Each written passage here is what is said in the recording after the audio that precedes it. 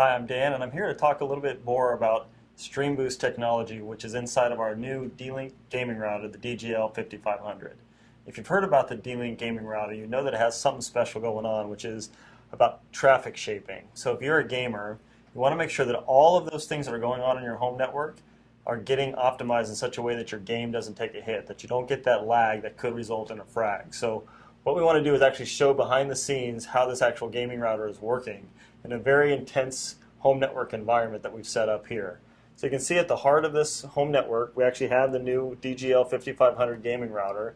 And this is the actual interface of that gaming router, which is much different than a router interface you may have been exposed to in the past. So you can see here, it has the router right there in the middle. This is your internet connection coming in.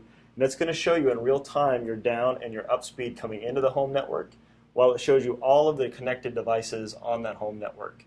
We talked about the new gaming router being device aware and app aware. So it's automatically aware of every device that's happening or connected to your home network, but it's also app aware, which is really the secret sauce, if you will, because it's going to look into that device, the actual apps that are running, and make sure that it gets just enough bandwidth, not too much and not too little, so that everything on the home network is running smooth. So if you can see what we've set up here, we actually, like I said, have the router right in the middle. We have 4 connected PCs that are here on the desk here, plus we have an iPhone that's running video. So we're actually going to click into these devices themselves so you can actually see how StreamBoost is able to see what's going on and allow you to actually manage and optimize your home network. So if you actually click on the router itself, you'll get the same type of a screen where you're actually now seeing all of your devices on the left hand, and again it's showing you your up and down speed as well as your overall up and down speed for the network, whereas this is device specific.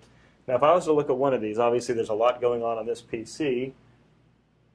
You actually click into it, you can see this is actually the PC up here on the top left where we actually have BitTorrents going.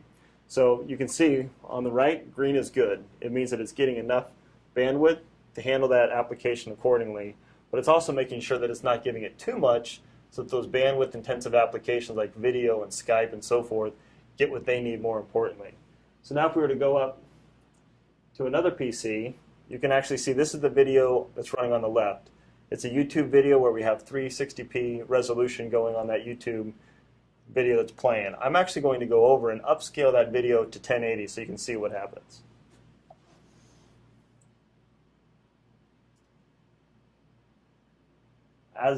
As I now click to 1080p, I accidentally clicked to 720p, but you can see now that StreamBoost is automatically recognizing that it's a 1080p video, and you'll see the 720p video, it'll go away.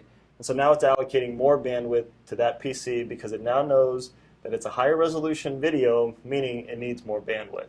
So you can see that right out of the box, this device, this router, is doing a lot to identify everything that's going on in the home network and give it the device prioritization that it needs. So you can see it's actually streaming and making sure that everything is going. If you click down into any of these other devices, here we are on the phone, you can see we have Netflix going on the phone and it knows that it's Netflix and it's actually allocating the bandwidth accordingly. It's doing this in real time on the fly, and it has a cloud-based way of actually looking at every device that's connecting and automatically updating itself as new apps come out and as new devices come out. So if there's a new gaming title or there's a new way that Netflix handles video, it's going to automatically update it and make sure that you're always optimized for your home network experience. And you can see, more importantly than anything else that's going on here, is the game up in the top right. And you can see it has a very low ping. Here we're looking at 20.